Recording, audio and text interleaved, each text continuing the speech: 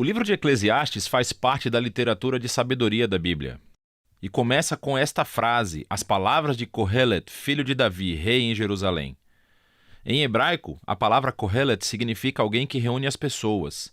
E nesse caso é para aprender, então é frequentemente traduzido em português como o professor, o mestre.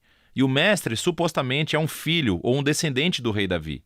E portanto há ideias diferentes sobre quem essa figura poderia ter sido. Muitos pensam que se refere ao rei Salomão, outros talvez a um dos últimos reis da linhagem de Davi. E há ainda quem pense que, na verdade, é um professor israelita que adotou uma identidade semelhante a Salomão para auxiliar no ensino. Qualquer um desses pontos de vista está correto. O segredo é reconhecer que o mestre é uma personagem no livro e é diferente do autor do livro, que permanece anônimo. Então, ouvimos a voz do mestre durante a maior parte do livro. Mas, na verdade, é uma voz diferente, a do autor, que nos introduz ao mestre na primeira frase. E no final, essa mesma voz conclui o livro resumindo e avaliando tudo o que o mestre acabou de dizer. Portanto, o autor é alguém que quer que ouçamos tudo o que o mestre tem a dizer, que nos ajuda a processar a informação que recebemos e formar a nossa própria conclusão. Então, o que o mestre tem a dizer? Bom, o autor resume a mensagem básica do mestre no início e no final, e é tudo revel. Tudo é totalmente revel. A maioria das Bíblias em português traduzem essa palavra, revel, como sem sentido, mas isso não capta bem o âmago da ideia. Em hebraico, revel significa literalmente vapor ou fumaça.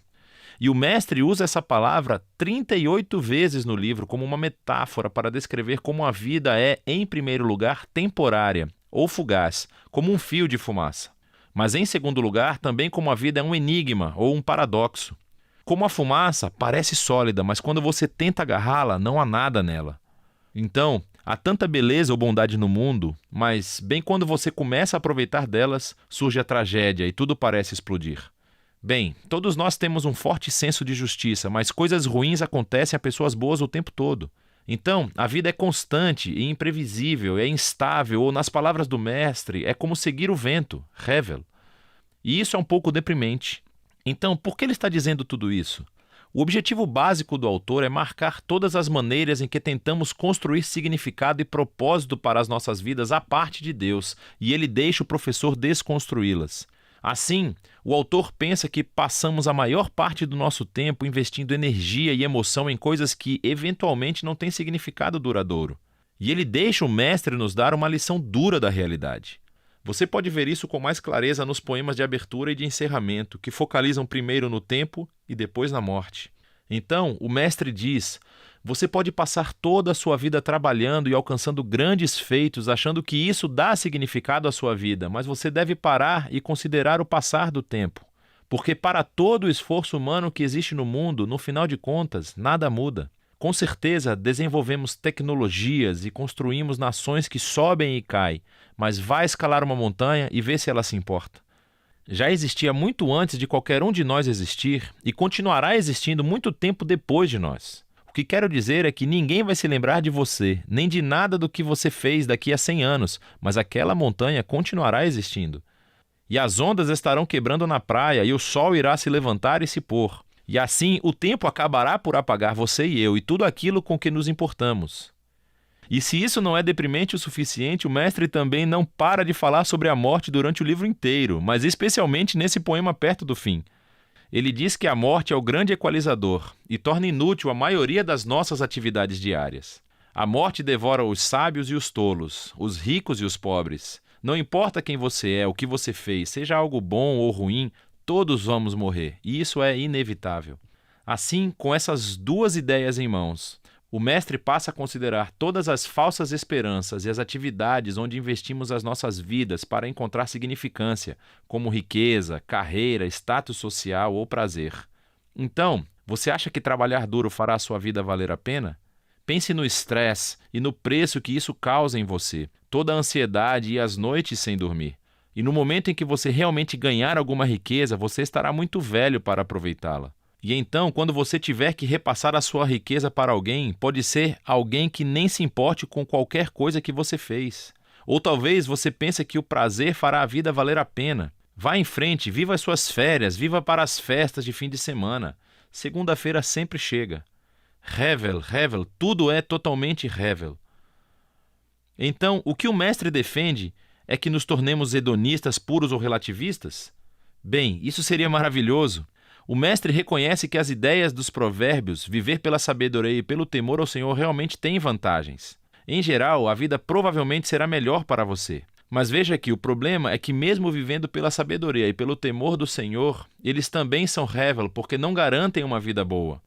Pessoas boas morrem tragicamente, pessoas horríveis vivem muito e prosperam. Há muitas exceções e até mesmo a sabedoria é hevel. Mais uma vez, não quer dizer que é sem sentido, mas sim um enigma. A sabedoria não funciona da maneira que você acha que deveria funcionar o tempo todo. Então, qual é o caminho a seguir no meio de todo esse hevel? E aqui, paradoxalmente, o mestre descobre o segredo para desfrutar verdadeiramente da vida debaixo do sol. É aceitar o hevel. É reconhecer que tudo na vida está completamente fora do seu controle.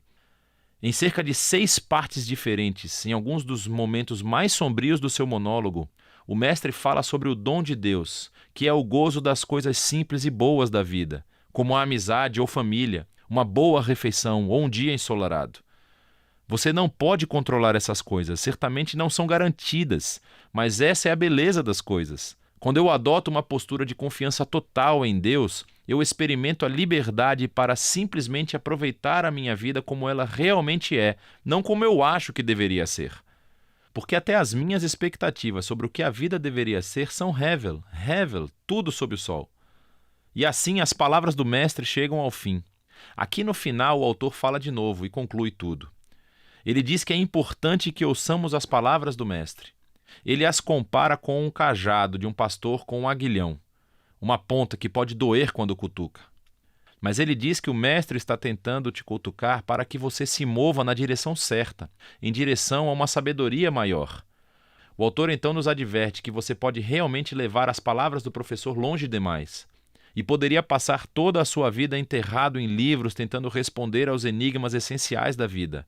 Não faça isso, ele diz, pois você nunca conseguirá. E assim, em vez disso, o autor oferece a sua própria conclusão. Tema a Deus e siga os seus mandamentos. Esse é o dever dos seres humanos, pois Deus irá julgar tudo aquilo que fazemos, toda coisa oculta, seja boa ou má.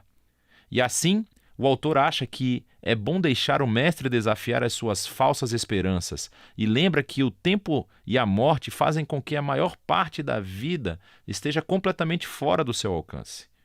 Mas o que dá um verdadeiro significado à vida é a esperança do julgamento de Deus, a esperança de que um dia Deus irá limpar todo o conhecimento e trará a verdadeira justiça ao nosso mundo. E é essa esperança que deve alimentar uma vida de honestidade e integridade diante de Deus, apesar do fato de permanecer confuso com a maior parte dos mistérios da vida. E essa é a sabedoria do livro de Eclesiastes.